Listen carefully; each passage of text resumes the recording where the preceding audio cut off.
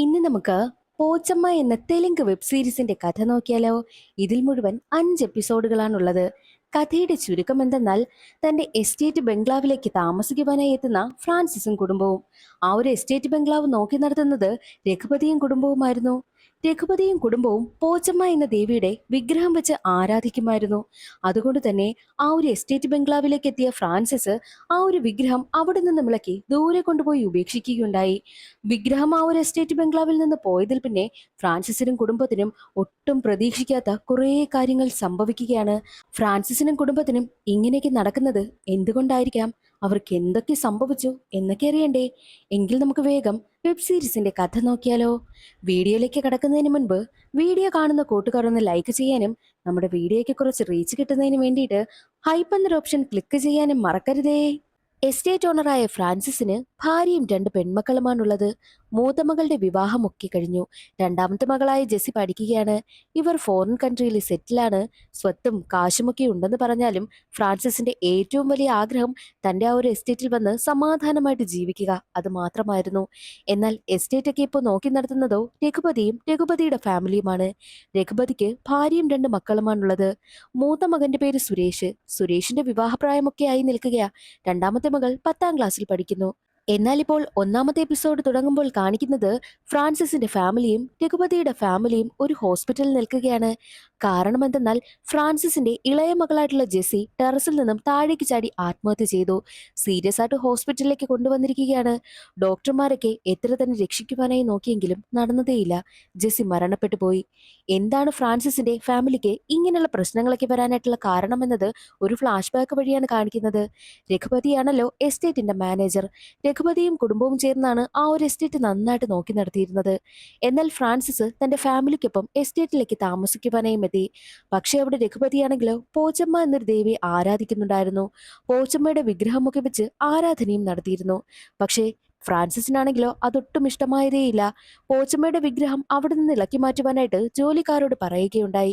അതൊരിക്കലും ചെയ്യരുത്, ശക്തിയുള്ള ദൈവമാണെന്നൊക്കെ രഘുപതി പറഞ്ഞിട്ടും ഫ്രാൻസിസ് കേട്ടതേയില്ല. ജോലിക്കാരെ കൊണ്ട് വിഗ്രഹം ഇളക്കിച്ചിട്ട് ഫ്രാൻസിസ് അത് ദൂരെ കൊണ്ടുവന്ന് ഉപേക്ഷിക്കുകയാണ് ചെയ്തത്. അതിനുശേഷമാണ് ഫ്രാൻസിസിന്റെ കുടുംബത്തിൽ പ്രശ്നമുണ്ടാകുവാനായും തുടങ്ങിയത്. രണ്ടാമത്തെ മകളായ ജെസ്സി ആത്മഹത്യ ചെയ്തതും ഇപ്പോൾ മരണപ്പെട്ടതും. ആ ഒരു സീൻ അവിടെ കട്ടായി പ്രസന്റ് സിറ്റുവേഷൻ ആണ് കാണിക്കുന്നത്.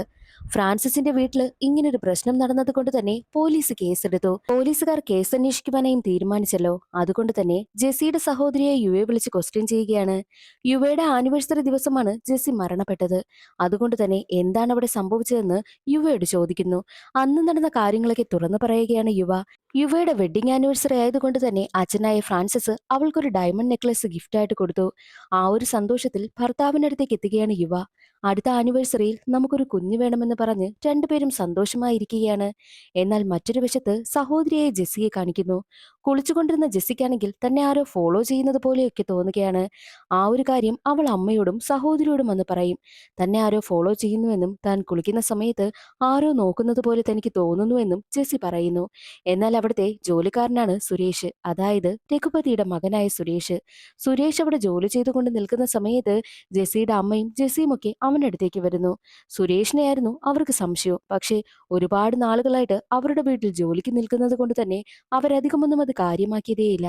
അതെല്ലാം നിന്റെ തോന്നലായിരിക്കുമെന്നാണ് ജെസ്സിയോട് അമ്മ പറഞ്ഞത്.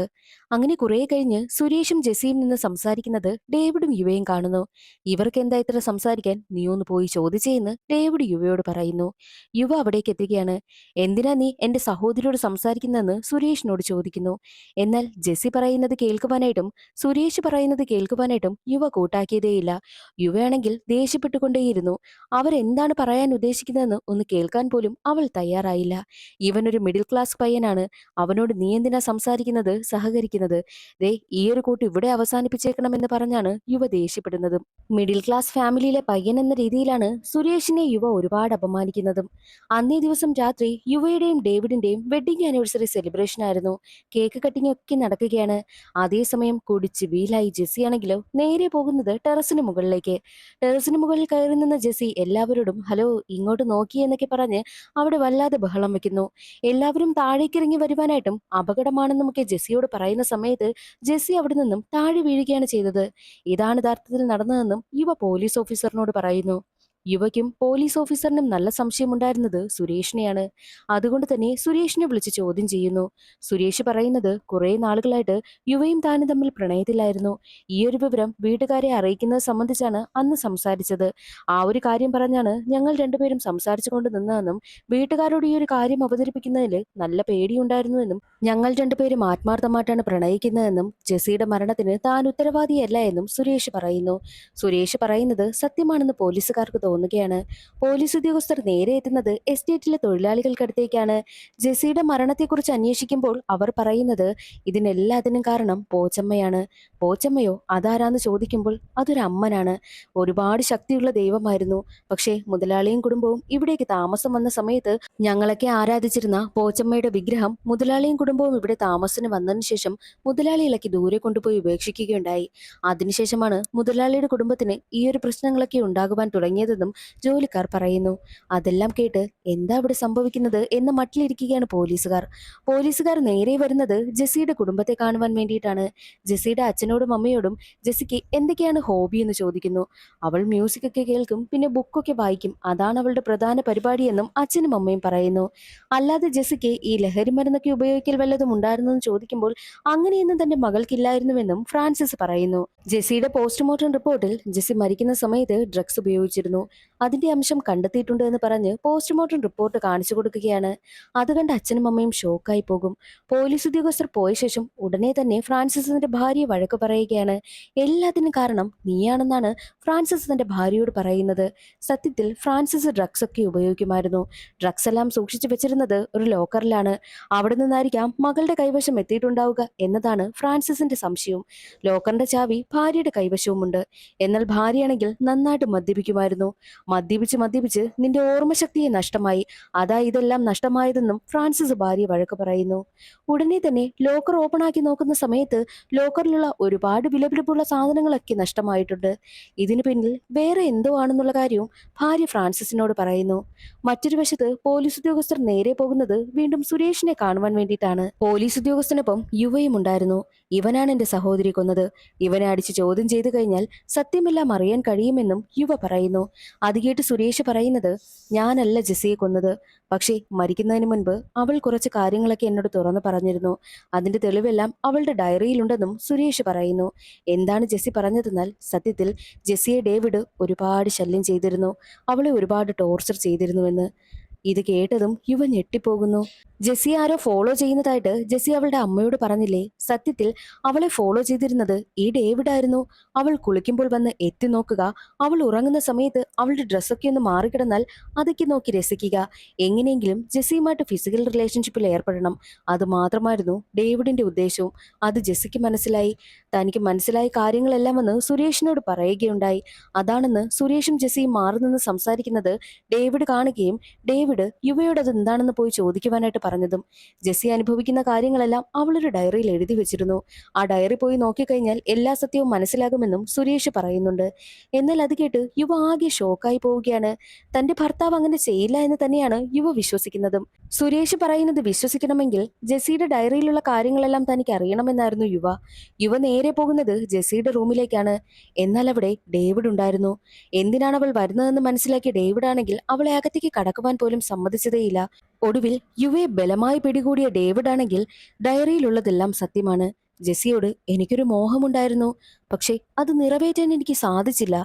എന്നാൽ ഈ ഒരു കാര്യങ്ങളെല്ലാം നീ നിന്റെ അച്ഛനോടോ പോലീസ് ഉദ്യോഗസ്ഥനോടോ പറയുകയാണെന്നുണ്ടെങ്കിൽ നിനക്ക് നിന്റെ സഹോദരിക്കും ശത്രുതയുണ്ടായിരുന്നു എന്ന് വരുത്തി തീർത്ത് ഞാൻ എല്ലാ കേസും നിന്റെ മണ്ടയിൽ കൊണ്ടുവന്നിടും. ഞാൻ ഏകദേശം ഒരു 5-6 വർഷം ജയിലിൽ കിടക്കുമായിരിക്കും. എന്നാൽ കൊലപാതകി എന്നുള്ള രീതിയിൽ നീയായിരിക്കും അകത്ത് പോകുന്നത്. ഞാൻ അങ്ങനെ കേസ് വരുത്തി തീർക്കുമെന്നും ഡേവിഡ് ഭീഷണിപ്പെടുത്തി. ഡേവിഡിന്റെ ഭീഷണിയിൽ പേടിച്ച യുവയാണെങ്കിലോ ഈ ഒരു കാര്യങ്ങളൊന്നും പുറത്തു പറയുവാനായിട്ട് തയ്യാറായതേയില്ല. തന്റെ ഭർത്താവ് ഇത്രയും മോശപ്പെട്ട ആളാണെന്ന് അപ്പോഴാണ് യുവയ്ക്ക് മനസ്സിലായത്. സത്യം പറ, നിങ്ങളല്ലേ ജെസ്സിയെ കൊന്നതെന്ന് ചോദിക്കുമ്പോൾ ജെസ്സിയോട് മോഹമുണ്ടായിരുന്നതൊക്കെ സത്യം തന്നെ, പക്ഷേ അവളെ ഞാൻ കൊന്നിട്ടില്ല. എന്റെ പേരെങ്ങാനും പുറത്തു പറയുവാനായിട്ട് നീ ശ്രമിച്ചാൽ ഞാൻ നിന്നെ ചിലപ്പോൾ കൊല്ലുമെന്നുള്ള കാര്യവും ഡേവിഡ് പറയുന്നു. ഡേവിഡിനെ പേടിച്ച് യുവ ഒന്നും പുറത്തു പറയതേയില്ല. എന്നാൽ മറ്റൊരു വശത്ത് ഫ്രാൻസിസിന്റെ വൈഫിനെ കാണിക്കുന്നു. എന്തോ കണ്ടവർ ഞെട്ടിയുണരുകയാണ്. ആ ഒരു ദേവിയുടെ വിഗ്രഹം ഇവിടെ നിന്ന് മാറ്റിയതിനു ശേഷമാണ് നമുക്ക് ഇങ്ങനെയൊക്കെ സംഭവിക്കുന്നത്. ദേവിയുടെ ശാപമായിരിക്കും സമ്മതിക്കുമോ, നമുക്ക് എത്രയും പെട്ടെന്ന് ഇവിടെ നിന്ന് പോകണമെന്നും ഫ്രാൻസിസിനോട് വൈഫ് പറയുന്നു. അതേ സമയമായിരുന്നു രഘുപതി അമ്പലത്തിലുള്ള ഒരു സ്വാമിനിയായിട്ടുള്ള സ്ത്രീയെ കാണുവാനായും എത്തുന്നത്. അവരോട് ഫ്രാൻസിസിന്റെ കുടുംബത്തിൽ നടക്കുന്ന കാര്യങ്ങളൊക്കെ പറയുന്നു. ആ സ്ത്രീ പറയുന്നത് പോച്ചമ്മയുടെ വിഗ്രഹം അവിടെ നിന്നും ഇളക്കിക്കളഞ്ഞതിന് ശേഷമാണ് ഫ്രാൻസിസിന്റെ ജീവിതത്തിൽ ഇത്രയും പ്രശ്നങ്ങൾ ഉണ്ടാകുവാനായി തുടങ്ങിയത്. അതൊക്കെ ദേവിയുടെ ശാപമാണ്. ഇതിലും വലുത് അവർക്ക് വരുവാനായിട്ടിരിക്കുകയാണ്. അതുകൊണ്ട് തന്നെ അവർ സൂക്ഷിക്കണമെന്നുള്ള കാര്യവും ആ ഒരു സ്ത്രീ പറയുന്നു. എന്നാൽ മറ്റൊരു വശത്ത് സുരേഷ് നേരെ വീട്ടിലേക്ക് എത്തുന്ന സമയത്ത് സുരേഷിന്റെ ബോക്സിലാണെങ്കിൽ എന്തൊക്കെയോ വിലപിടിപ്പുള്ള സാധനങ്ങൾ ഇരിക്കുന്നു. അമ്മയാണ് ഈ പരിപാടി ചെയ്തതെന്ന് സുരേഷിന് മനസ്സിലായി. അമ്മ ഇപ്പോഴും മോഷണം നിർത്തിയില്ല അല്ലേ എന്ന് പറഞ്ഞ് അമ്മയെ അവൻ വഴക്ക് പറയും. അതേ സമയം തന്നെയായിരുന്നു ഡേവിഡും പിന്നെ യുവയും ചേർന്ന് പോലീസ് ഉദ്യോഗസ്ഥനെ കാണുവാനായും എത്തിയത്. സുരേഷ് ആണെങ്കിലോ ഡേവിഡിന്റെ പേരാണല്ലോ പറഞ്ഞിരിക്കുന്നത്.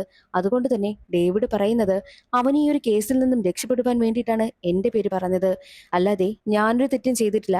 ഞാൻ എന്തിനാ എന്റെ സഹോദരിയെ മറ്റൊരു കണ്ണിലൂടെ കാണുന്നെന്നൊക്കെ പറഞ്ഞ് ആ ഒരു കേസ് സുരേഷിന്റെ മേൽ വഴിതിരിച്ചു വിടുവാനായിട്ടാണ് ഡേവിഡ് ശ്രമിക്കുന്നതും.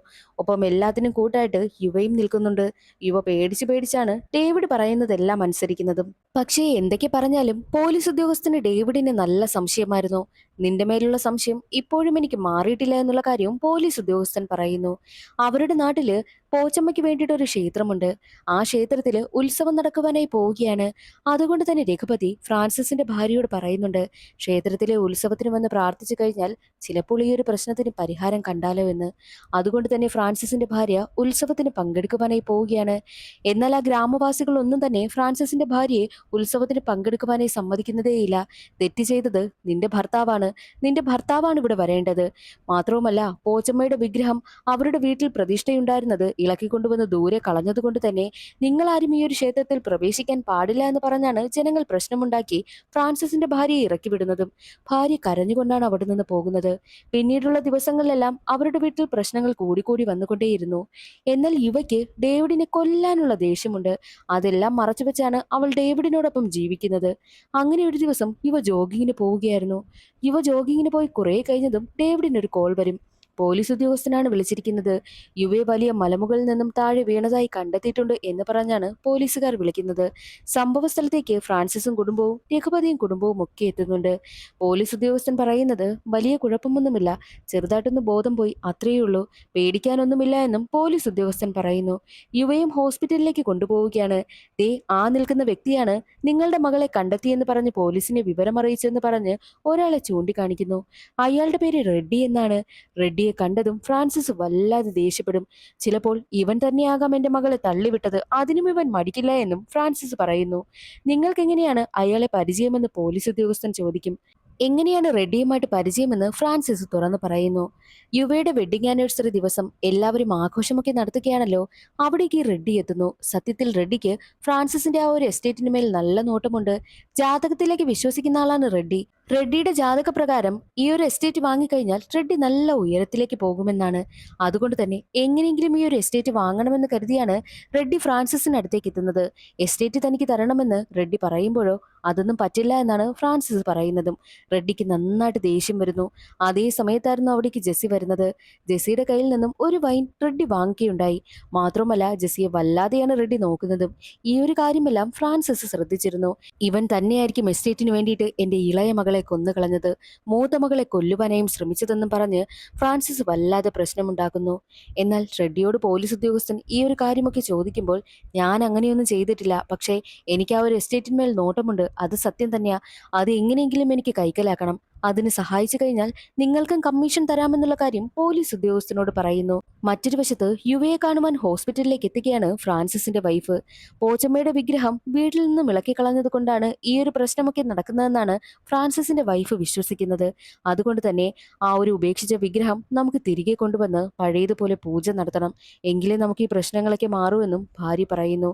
മാത്രമല്ല രഘുപതിയോടും പറയുന്നുണ്ട് വിഗ്രഹം എങ്ങനെയെങ്കിലും തിരികെ കൊണ്ടുവരണമെന്ന്. ഇതെല്ലാം രഘുപതിയുടെ ഇളയ മകൾ കേൾക്കുന്നുണ്ട്.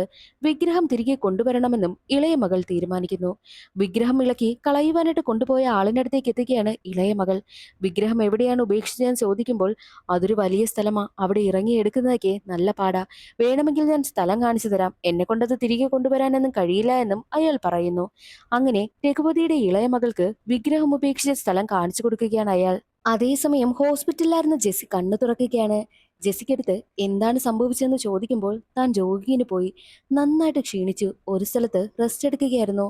അപ്പോൾ ദേ പോച്ചമ്മയുടെ രൂപം തന്റെ മുന്നിലേക്ക് വന്നു എന്നുള്ള കാര്യം ജെസ്സി പറയുന്നു. പോച്ചമ്മയെ നീ കണ്ടോ എന്ന് എല്ലാവരും ചോദിക്കുമ്പോൾ പോച്ചമ്മയുടെ വേഷം കിട്ടിയ ഒരാളാണ്, അതാരാണെന്ന് എനിക്ക് നന്നായിട്ട് അറിയാമെന്നും ജെസ്സി പറയുന്നു. ആരാണെന്ന് എല്ലാവരും ചോദിക്കുമ്പോൾ വേറാര്, എന്റെ ഹസ്ബൻഡായിട്ടുള്ള ഡേവിഡ്. ഒരു ദിവസം പോച്ചമ്മയുടെ മുഖംമൂടി ധരിച്ച് എന്നെ പേടിപ്പിച്ചിരുന്നു. അന്ന് ഞാൻ എന്നെ പേടിപ്പിക്കരുതെന്ന് പറഞ്ഞതാണ്. എന്തിനാ നിന്നോട് ഡേവിഡ് അങ്ങനെ കാണിക്കാൻ, എന്തിനാ നിന്നെ മലയുടെ മുകളിൽ നിന്ന് തള്ളിവിടുന്നത് എന്നൊക്കെ ഫ്രാൻസിസ് ചോദിക്കുമ്പോൾ വേറെന്തിന്, ജെസ്സിയോട് അയാൾ പെരുമാറിയ കാര്യമൊക്കെ എനിക്ക് നന്നായിട്ട് അറിയാമല്ലോ, അത് പുറത്തു പറയാതിരിക്കുവാൻ വേണ്ടിയിട്ടെന്നും യുവ പറയുന്നു. എന്നിട്ട് ജെസ്സിക്ക് മേൽ ഡേവിഡിന് നോട്ടമുണ്ടായിരുന്ന കാര്യമെല്ലാം അവൾ തുറന്നു പറയുകയാണ്. അത് കേട്ട് ഫ്രാൻസിസിന് വല്ലാതെ ദേഷ്യം വരുന്നു. ഡേവിഡിന് നല്ലത് കൊടുക്കണമെന്നും ഫ്രാൻസിസ് തീരുമാനിക്കുകയാണ്. മറ്റൊരു വശത്ത് ഉറക്കമുണ്ടെന്ന ഡേവിഡ് തന്റെ ഭാര്യ ജോഗിങ്ങിന് പോയപ്പോൾ മലമുകളിൽ നിന്ന് താഴേക്ക് വീണുവെന്നും പോച്ചമ്മയുടെ വേഷം ധരിച്ച ഒരാളാണ് അവളെ തള്ളിവിട്ടതെന്നും ഡേവിഡ് അറിയുന്നു. ഡേവിഡിന് അപ്പോഴാണ് ഒരു കാര്യം ഓർമ്മ വരുന്നത്. കാരണം ഡേവിഡ് അന്ന് പോച്ചമ്മയുടെ മുഖംമൂടി ധരിച്ച് അവളെ പേടിപ്പിച്ചില്ലേ, അപ്പോൾ അവൾ പറഞ്ഞിരുന്നു ഇനി എന്നെ ഇങ്ങനെ പേടിപ്പിക്കരുതെന്ന്. അന്ന് തന്നെ ഡേവിഡ് ആണെങ്കിൽ സുരേഷിനെ മുഖംമൂടി ഏൽപ്പിച്ചിട്ട് ഒരു പെട്ടിയിൽ കൊണ്ടുവന്ന് അടച്ചു വെക്കുവാനായി പറഞ്ഞിരുന്നു. എന്നാൽ ഇപ്പോൾ അതേ മുഖംമൂടി ഡേവിഡ് കാറിൽ കയറുമ്പോൾ ആ കാറിൽ ഇരിക്കുന്നുണ്ട്. അപ്പോൾ തന്നെ ഡേവിഡിന് സുരേഷിനെ നല്ല സംശയം തോന്നും. നേരെ സുരേഷിന്റെ അടുത്തേക്കാണ് എത്തുന്നത്. നീയല്ലേടാ പോച്ചമ്മയുടെ വേഷം കെട്ടി എന്റെ ഭാര്യയെ മലമുകളിൽ നിന്ന് താഴേക്ക് തള്ളിവിട്ടതെന്ന് ചോദിക്കുമ്പോൾ ഞാനല്ല, ഞാനെന്തിനങ്ങനെ ചെയ്യണമെന്നും സുരേഷ് പറയുന്നു. അല്ല, ഞാൻ നിന്റെ കയ്യിലല്ലേ എന്ന് മുഖംമൂടി ഏൽപ്പിച്ചത്, പക്ഷേ നീ അത് പെട്ടിക്കുള്ളിൽ വെക്കാതെ നീ അത് വേഷം കെട്ടി എന്റെ ഭാര്യയെ കൊല്ലുവാനായിട്ട് ശ്രമിച്ചുവല്ലേ എന്ന് പറഞ്ഞ് തല്ലുന്നു. സുരേഷ് പറയുന്നൊന്ന് കേൾക്കുവാനായിട്ട് ഡേവിഡ് തയ്യാറാകുന്നതേയില്ല. ഡേവിഡ് ആണെങ്കിലോ അവനെ തല്ലി ചതയ്ക്കുകയാണ്. ഡേവിഡ് സുരേഷിനെ അവിടെ കെട്ടിയിട്ടിട്ടാണ് അവിടെ നിന്ന് പോകുന്നത്. ഡേവിഡിന് സുരേഷിന് നല്ല സംശയമുണ്ട്. അതേസമയം യുവയെ ഹോസ്പിറ്റലിൽ നിന്നും ഡിസ്ചാർജ് ആക്കുകയാണ്. യുവയും കൂട്ടി അവരുടെ ഫാമിലി എല്ലാം വരുന്ന വഴിയിൽ ട്രാഫിക് ജാം ഉണ്ടാകുന്നു. എന്താണെന്ന് അറിയുവാൻ വേണ്ടിയിട്ട് രഘുപതി ഇറങ്ങി നോക്കുന്ന സമയത്ത് വണ്ടി ആക്സിഡന്റ് ആയിരിക്കുന്നു. ആ വണ്ടിയിലുണ്ടായിരുന്നത് മറ്റാരുമല്ല, ഡേവിഡാണ്. ഡേവിഡ് സ്പോട്ടിൽ തന്നെ മരണപ്പെട്ടു പോവുകയും ചെയ്തു. ഡേവിഡ് മരിച്ചു എന്നുള്ള കാര്യം യുവ അറിയുകയുണ്ടായി. മാത്രവുമല്ല തന്റെ സഹോദരിയോട് അവൻ മോശമായി പെരുമാറിയത് കൊണ്ട് ഭർത്താവ് മരിച്ചതിൽ യുവയ്ക്ക് നല്ല സന്തോഷമുണ്ടായിരുന്നു. അങ്ങനെ ഡേവിഡിന്റെ മരണാനന്തര ചടങ്ങ് എല്ലാം കഴിഞ്ഞു. പക്ഷേ ഇപ്പോഴും ഫ്രാൻസിസിന്റെ ഭാര്യയ്ക്ക് പോച്ചമ്മയുടെ വിഗ്രഹം ഈ വീട്ടിൽ നിന്നും ഇളക്കിക്കളഞ്ഞത് കൊണ്ടാണ് ഇങ്ങനെയുള്ള പ്രശ്നങ്ങളൊക്കെ ഉണ്ടാകുന്നതെന്ന് മനസ്സിലുണ്ടല്ലോ. അതുകൊണ്ട് തന്നെ നമുക്ക് ഈ ഒരു വീട് വിൽക്കാമെന്നുള്ള കാര്യം ഫ്രാൻസിസിനോട് പറയുന്നു. ഫ്രാൻസിസ് അങ്ങനെ വിൽക്കുവാനുള്ള കാര്യങ്ങളെല്ലാം നോക്കുകയാണ്. ആളിനെയും അന്വേഷിക്കുന്നു. അതേസമയം റെഡ്ഡി ഫ്രാൻസിസിന്റെ അടുത്തേക്ക് വരുന്നു. എന്തായാലും നിങ്ങൾ വീട് വിൽക്കുവാനായി നോക്കുകയല്ലേ, ഈ വീട് എന്നെ ഏൽപ്പിക്കുവാനായിട്ടും റെഡ്ഡി പറയും. പക്ഷേ ആർക്ക് കൊടുത്താലും റെഡ്ഡിക്ക് കൊടുക്കുവാനായിട്ട് ഫ്രാൻസിസിന് താല്പര്യമേ ഇല്ല. മാത്രവുമല്ല കുറേ വർഷങ്ങളായിട്ട് എസ്റ്റേറ്റിന്റെ കാര്യമെല്ലാം നോക്കുന്നത് രഘുപതിയും കുടുംബവുമാണല്ലോ. അതുകൊണ്ട് തന്നെ രഘുപതിയും കുടുംബത്തിനെയും എസ്റ്റേറ്റ് ഏൽപ്പിക്കുവാനായിട്ടും ഫ്രാൻസിസ് തീരുമാനിക്കുന്നു. കാശൊന്നും വാങ്ങാതെ ഫ്രീ ആയിട്ടാണ് ആ ഒരു എസ്റ്റേറ്റ് ഫ്രാൻസിസും കുടുംബവും രഘുപതിയെ ഏൽപ്പിച്ചിട്ട് പോകുന്നത്. ഫ്രാൻസിസും കുടുംബവും രഘുപതിയോടും കുടുംബത്തിനോടും യാത്രയും പറഞ്ഞ് അവിടെ നിന്ന് പോകുന്നു. എന്നാൽ അവർ പോയി കഴിഞ്ഞ ഉടനെ തന്നെ രഘുപതിയുടെ മുഖത്തെ എക്സ്പ്രഷനിൽ മാറ്റമുണ്ടാകുന്നു. രഘുപതി തന്റെ ഭാര്യയെ നോക്കി ചിരിക്കുകയാണ്. ഭാര്യയും രഘുപതിയെ നോക്കി പുഞ്ചിരിക്കുന്നു. അവിടെയാണ് കഥയിലൊരു ട്വിസ്റ്റ്. ആ ഒരു എസ്റ്റേറ്റിൽ നടന്ന എല്ലാ പ്രശ്നങ്ങൾക്കും പിന്നിൽ കാരണക്കാരൻ മറ്റാരുമല്ല, രഘുപതിയും കുടുംബവും തന്നെയാണ്. സത്യത്തിൽ ആ ഒരു എസ്റ്റേറ്റും എസ്റ്റേറ്റിലുണ്ടായിരുന്ന ബംഗ്ലാവും എല്ലാം സത്യത്തിൽ രഘുപതിയുടേതായിരുന്നു. രഘുപതി ബിസിനസ് ചെയ്ത് ബിസിനസ് പൊട്ടിയപ്പോൾ രഘുപതിക്ക് എസ്റ്റേറ്റും ബംഗ്ലാവും ഒക്കെ നഷ്ടമായി. അങ്ങനെ രഘുപതി സങ്കടപ്പെട്ട് നടക്കുന്ന സമയത്തായിരുന്നു ഒരു വയസ്സായ ആളിനെ കാണുന്നത്. അയാൾ രഘുപതിയോട് ഒരു കാര്യം പറയുന്നു. എനിക്കൊരു ഓലച്ചുവടി കിട്ടിയിരുന്നു. അതിനുള്ളിൽ നിങ്ങളുടെ എസ്റ്റേറ്റ് ബംഗ്ലാവിനടുത്തായിട്ട് ഒരു നിധിയുണ്ട്. വിലമതിക്കാനാകാത്ത വസ്തുക്കളെല്ലാം അടങ്ങിയ ഒരു നിധിയാണത്. അതെവിടെ ഇരിക്കുന്നു എന്നുള്ള കാര്യവും ഓലച്ചുവടിയിൽ ഉണ്ടെന്നുള്ള കാര്യവും ആ ഒരു വയസ്സായ ആൾ പറയുന്നു.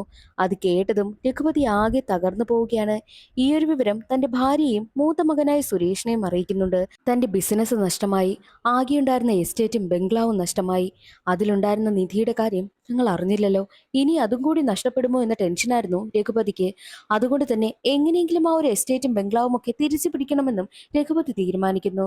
അതേ സമയമായിരുന്നു രഘുപതിയുടെ രണ്ട് മക്കളും അവിടെ ഇരുന്ന് കളിക്കുന്നത്.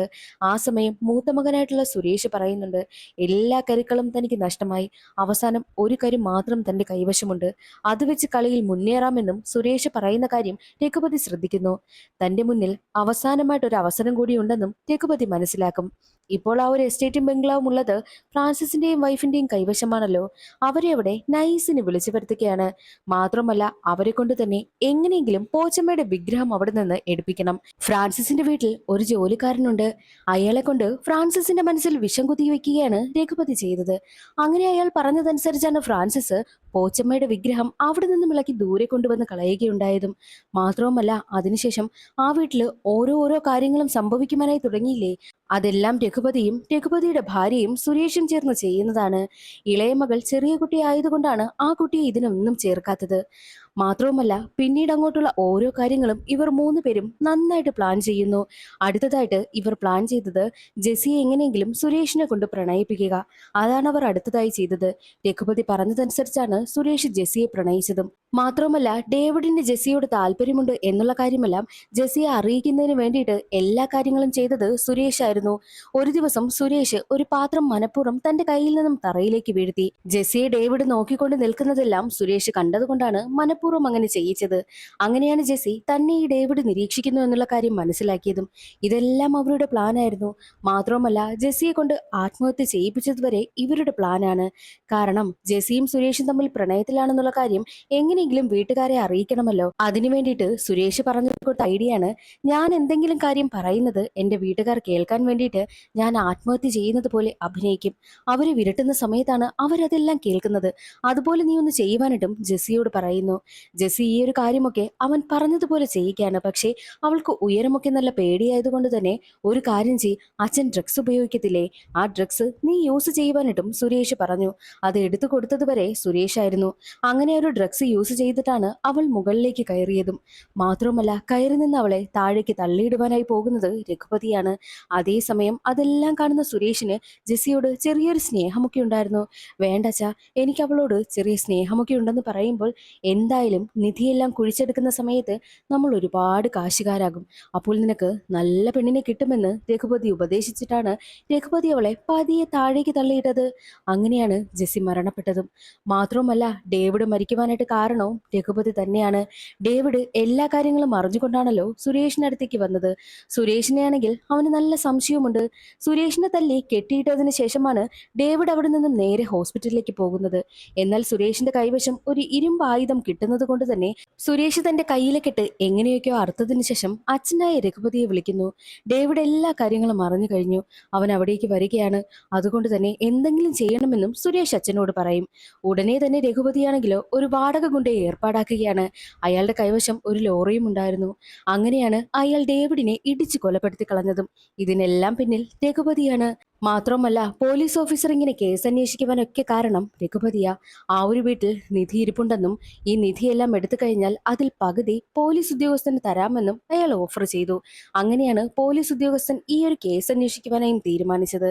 മാത്രമല്ല ആ ഒരു വീട്ടുകാരെ കൊണ്ട് എങ്ങനെയെങ്കിലും ആ ഒരു വീട് ഉപേക്ഷിച്ച് പോയിപ്പിക്കണം. അതെല്ലാം പോലീസ് ഉദ്യോഗസ്ഥരുടെയും രഘുപതിയുടെയും ഭാര്യയുടെയും സുരേഷിന്റെയും പ്ലാനായിരുന്നു. അവരെല്ലാവരും പ്ലാൻ ചെയ്തതുപോലെ തന്നെ വീട്ടിൽ ഓരോ കാര്യങ്ങളും സംഭവിക്കുന്നത് കൊണ്ട് ഫ്രാൻസിസും കുടുംബവും വീട് ഉപേക്ഷിച്ച് പോവുകയാണല്ലോ. ഉപേക്ഷിച്ചല്ല, ആ ഒരു വീട് രഘുപതിയും കുടുംബത്തെയും ഏൽപ്പിച്ചിട്ട് പോവുകയാണല്ലോ. അവർക്ക് ഒരുപാട് സന്തോഷമായി. അങ്ങനെ അവർ ആ ഒരു നിധി കുഴിച്ചെടുക്കുകയാണ്. അതേസമയം പോലീസ് ഉദ്യോഗസ്ഥൻ അവിടേക്ക് വരും. പോലീസ് ഉദ്യോഗസ്ഥനോട് പറഞ്ഞിരുന്നത് 50-50 ആണല്ലോ. എന്നാൽ പോലീസ് ഉദ്യോഗസ്ഥന് അത് മുഴുവൻ വേണം. പോലീസ് ഉദ്യോഗസ്ഥൻ പറയുന്നത് നിങ്ങൾക്ക് ഈ ഒരു എസ്റ്റേറ്റ് ബംഗ്ലാവും ഒക്കെ കിട്ടുകയാണല്ലോ, പക്ഷേ എനിക്കതൊന്നുമില്ലല്ലോ, അതുകൊണ്ട് ഇത് മുഴുവൻ തരണമെന്ന് ആവശ്യപ്പെട്ടു. അത് കേട്ടുകൊണ്ട് നിന്ന രഘുപതിയുടെ ഭാര്യയ്ക്ക് അത് അത്ര ഇഷ്ടമായില്ല. അവിടെ ഉണ്ടായിരുന്ന ഒരു കമ്പ് വെച്ച് അയാളുടെ തലക്കടിക്കുകയാണ്. ഒടുവിൽ 4 പേരും ചേർന്ന് വലിയ ഫൈറ്റ് തന്നെ നടക്കും. ഫൈറ്റിനൊടുവിൽ 4 പേരും മരണപ്പെടുകയാണ്. അതേ സമയമായിരുന്നു രഘുപതിയുടെ ഇളയ മകൾ പോച്ചമ്മയുടെ വിഗ്രഹം കണ്ടെത്തുവാനായിട്ട് പോയിരിക്കുന്നതും. ആ കുട്ടിയാണെങ്കിൽ ക്ഷീണിച്ചത് കാരണം മുഖം കഴുകുവാനായിട്ട് ഒരു പുഴക്കരയിലേക്ക് വരുന്നു. അവിടെ നിന്നും കുട്ടിക്ക് പോച്ചമ്മയുടെ വിഗ്രഹം കിട്ടും. ആ കുട്ടി വിഗ്രഹവുമായിട്ട് വീട്ടിലേക്ക് വരുന്ന സമയത്ത് 4 പേരും മരണപ്പെട്ട് കിടക്കുന്ന കാഴ്ചയാണ് കാണുന്നത്. അതേസമയം കാറിൽ പോവുകയായിരുന്നു ഫ്രാൻസിസും കുടുംബവും. അവർ എന്തോ ഫോട്ടോ വീട്ടിൽ ഉപേക്ഷിച്ച് പോയത് കൊണ്ട് തന്നെ ആ ഫോട്ടോ എടുക്കുവാൻ വേണ്ടിയിട്ട് വീണ്ടും ബംഗ്ലാവിലേക്ക് വരുന്നു. അപ്പോൾ അവർ കാണുന്ന കാഴ്ച നിധിയും പിന്നെ മരിച്ചു കിടക്കുന്ന 4 പേരെയുമാണ്. അതോടുകൂടി ഇതെല്ലാം ഇവരുടെ പ്ലാൻ ആയിരുന്നുവെന്നും നിധിക്ക് വേണ്ടിയിട്ടാണ് ഇവരെല്ലാം പ്ലാൻ ചെയ്ത് തങ്ങളെ ഇവിടെ നിന്നും ഓടിച്ചതെന്നുള്ള കാര്യവും ഫ്രാൻസിസിനും കുടുംബത്തിനും മനസ്സിലായി. പോച്ചമ്മയുടെ വിഗ്രഹവുമായിട്ട് ആ പെൺകുട്ടി നിൽക്കുന്നതൊക്കെ കണ്ടിട്ട് ഇതെല്ലാം ദൈവത്തിന്റെ ശിക്ഷയാണെന്നും ദൈവത്തിനെ വെച്ച് കളിച്ചവർക്ക് ദൈവം തന്നെ പണി കൊടുത്തുവെന്നും ഫ്രാൻസിസും കുടുംബവും കരുതുന്നു. അങ്ങനെ അവർ വീണ്ടും പഴയതുപോലെ ആ ഒരു ബംഗ്ലാവിൽ താമസിക്കുവാനായും ആരംഭിച്ചു. മാത്രവുമല്ല, അവർ പോച്ചമ്മയുടെ വിഗ്രഹം അവിടെ സ്ഥാപിക്കുകയുണ്ടായി. കൂടാതെ അവരാരാധിക്കുന്ന ദൈവത്തിന്റെ വിഗ്രഹവും സ്ഥാപിച്ചു. രണ്ട് ദൈവങ്ങളുടെ വിഗ്രഹവും അവർ ആരാധിക്കുന്നുണ്ട്. കൂടാതെ ഫ്രാൻസിസിന്റെ ഭാര്യ ഒരു കാര്യം കൂടി പറയുന്നുണ്ട്. രഘുപതിയും കുടുംബവും മരണപ്പെട്ടു പോയല്ലോ. രഘുപതിയുടെ ഇളയ മകൾക്ക് ആരോരുമില്ലാതായി. അവരുടെ ഇളയ മകളായ ജെസ്സിയും മരണപ്പെട്ടു പോയല്ലോ. ആ കുട്ടിയെ നമുക്ക് വളർത്താമെന്നും ഫ്രാൻസിസിനോട് ഭാര്യ പറയും. ഫ്രാൻസിസും അതിന് സമ്മതിക്കുകയാണ്. അങ്ങനെ ആ കുട്ടിയെ അവർ വളർത്തുവാനായും ആരംഭിച്ചു. ചെയ്ത പ്രവൃത്തിയുടെ ഫലം അനുഭവിക്കാതെ ഈ ഭൂമിയിൽ നിന്ന് പോകാൻ കഴിയില്ല എന്ന് കാണിച്ചുകൊണ്ടാണ് സീരീസിന്റെ കഥ അവിടെ അവസാനിക്കുന്നത്. ഇന്നത്തെ ഈ ഒരു വീഡിയോ എല്ലാവർക്കും ഇഷ്ടമായെന്ന് കരുതുന്നു. ഇഷ്ടമായാലൊന്ന് സപ്പോർട്ട് ചെയ്യാൻ മറക്കരുതേ. അടുത്തൊരു വീഡിയോയിൽ കാണാം. അതുവരെ എല്ലാവർക്കും ബൈ.